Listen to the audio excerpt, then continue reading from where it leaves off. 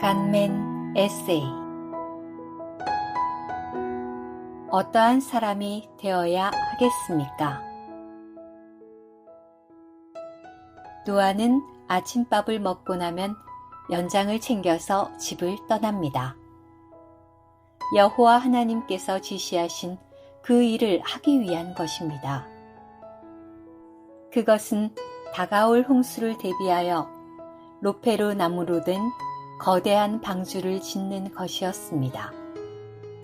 온 세상을 뒤덮을 홍수가 나서 숨쉬는 모든 육체를 멸하는 일이 있을 것이라고 했지만 방주 짓는 일을 시작한 지 1년, 2년, 아니 근 100여 년이 지나도록 그런 홍수는 없었습니다. 그럼에도 노아가 어찌 보면 무모한 일을 계속할 수 있었던 것은 하나님의 말씀 때문이었습니다. 하나님의 말씀은 참되며 언젠가는 반드시 성취됩니다. 이런 기본적인 믿음이 있었기에 노아는 동시대의 사람들과 다른 길을 갈 수 있었습니다. 그렇다면 그 결과는 어떠했는가? 성경은 두 가지로 말합니다. 홍수가 나서 그때의 세상이 물로 멸망하였다. 또한 하나님은 세상을 홍수로 잠기게 하실 때 의를 전파한 노아와 그의 7 식구들을 보호하셨습니다. 또 다른 곳에서는 후자에 대하여 노아는 믿음으로 아직 보이지 않는 것들에 관한 하나님의 지시를 경외하는 마음으로 받아들여 자기 집을 구원하기 위해 방주를 준비함으로써 세상을 유죄 판결하고 믿음에 따른 의의 상속자가 되었습니다. 라고 보충 정보를 제공합니다. 위 노아의 사례에서처럼 세상은 하나님께서 말씀하신 대로 흘러가고 또 성취됩니다. 노아는 아직 보이지 않는 것들에 대한 하나님의 지시를 경외했습니다. 만일 우리가 현재만 알고 다가올 일을 대비하지 않는 것은 지혜롭지 않습니다. 외견상으로는 온 세상은 점점 더 악해지고 하나님의 말씀대로 사는 것이 갈수록 힘들게 변해갑니다. 이런 때일수록 깨어있는 성도들은 마땅히 해야 할 일에 집중해야 합니다. 그것은 비록 바쁘고 고단하지만 최선을 다해 말씀을 가까이 하고 읽은 그 말씀을 붙들며 묵상하고 소화함으로써 말씀이 우리 존재 안에 녹아들어 삶으로 표현되는 길을 힘써 가는 것입니다. 요즘 아침마다 베드로 후서 말씀을 계속 읽어나가고 있습니다. 최근에 읽은 부분은 3장입니다.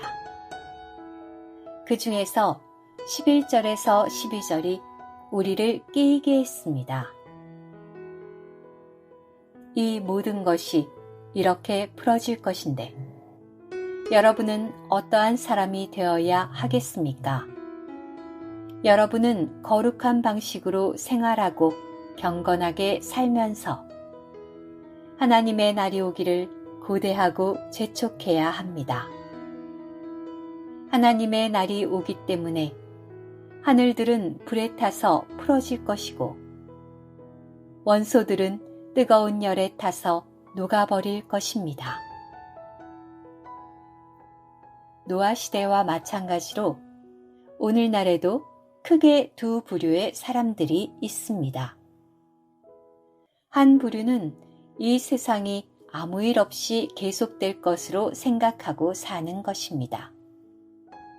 다른 한 부류는 위와 같은 말씀을 굳게 믿고 실행하는 것입니다. 이른 아침에 밖에 나가서 총총 걸음으로 뒤로 걷기 운동을 하면서 핸드폰에 저장된 위의 말씀을 반복해서 읽고 묵상했습니다.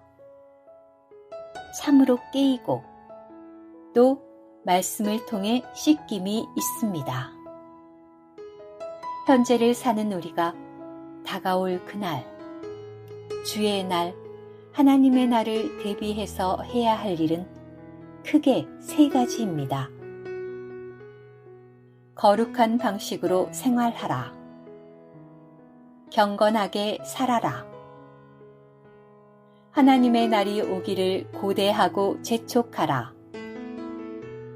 오 주님, 거룩한 생활 방식으로 사는 것은 구체적으로 무엇인지요? 기도하고 앙망하며 이 주제를 묵상합니다. 사실 베드로는 앞에서도 여러분을 부르신 거룩하신 분을 따라 여러분 자신도 모든 생활 방식에서 거룩하게 되십시오 라고 말한 바 있습니다. 문맥상 이러한 거룩한 생활 방식은 헛된 생활 방식과 대조됩니다. 이것은 우리의 존재 혹은 우리의 생활이 분별된 것이며 하나님의 거룩함 안에서 하나님을 표현하는 생활입니다. 그렇습니다. 저의 기질이나 문화나 민족성을 벗어나 그리스도 그분 자신의 인격이 표현되는 사람이 되기를 얼마나 사모하는지. 바라기는 내 안에 있는 생명의 법을 따라서 사는 것이지만 많은 때 그러하지 못합니다. 이때 우리가 경험하는 것은 속된 것에 연루되었을 때의 주님의 징계입니다. 하나님은 우리가 그분의 거룩함에 동참하는 데 유익하도록 징계하십니다. 라는 말씀은 추구하는 믿는 이들에게 낯설지 않습니다. 거룩함을 추구하는 사람들은 하나님의 집 안에서 먼저 시작된 심판이 무엇인지를 압니다. 주님이 안배하신 이런저런 고난은 우리의 거룩한 생활을 돕습니다. 우리가 이 모든 것을 달게 받는 것은 그것이 우리를 불로 태워 정련하는 과정임을 알기 때문입니다. 그러므로 평상시에는 내적인 생명의 법을 따라 평범하고 일상적인 생활을 살되 양심의 거리낌이나 영적 사망의 느낌이 오면 즉시 돌이키고 보혈을 의지하고 자백하는 것은 거룩한 생활의 기본입니다. 또한 하나님의 능하신 손으로부터 환경에 안배가 있을 때 그것에 저항하고 불평하거나 남을 비난하지 않고 묵묵히 그 제한 아래 머무는 삶도 거룩한 생활 방식의 일부입니다. 이런 생활은 자연스럽게 그 다음 명령인 경건하게 사는 결과를 가져오게 되어 있습니다. 그렇다면 경건은 또 무엇인지 예전에 추구했던 내용이 생각납니다. 경건은 하나님과 같은 생활이며 하나님을 표현하는 생활이다. 우리는 자신을 통제하고 다른 사람들이나 환경을 견딤으로써 우리의 영적인 생활에 경건을 발전시켜야 한다. 그럴 때 우리는 하나님처럼 되어 하나님을 표현할 수 있게 된다.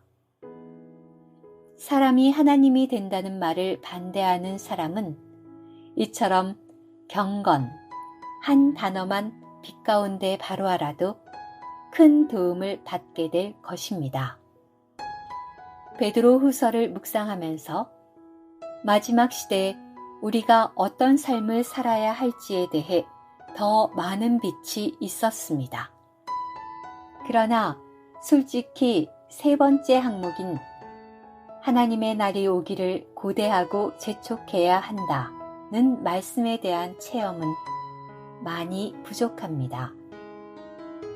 그러나 이런 묵상과 추구를 통해서 주님의 날과 하나님의 날이 동의어이고 하나님의 날은 특정한 하루가 아니라 주님의 파루시아와 그때의 모든 심판으로 시작하여 크고 흰 보좌에서 사람들과 귀신들에 대한 심판으로 끝마치게 될 긴 기간임을 알게 된 것과 주님의 재림을 앞당긴다는 말의 성경 근거가 바로 이 구절에 있음을 알게 되었습니다. 오 주님, 세상은 갈수록 더 혼란스럽고 악해지는 것처럼 보입니다. 고단한 삶의 현장 속에서도 주님의 인격을 살고 표현할 수 있도록 당신의 영광과 그 영으로 우리를 강화시켜 주옵소서. 오 주님, 당신의 경륜을 완성하는 그날을 속히 앞당기소서. 아멘.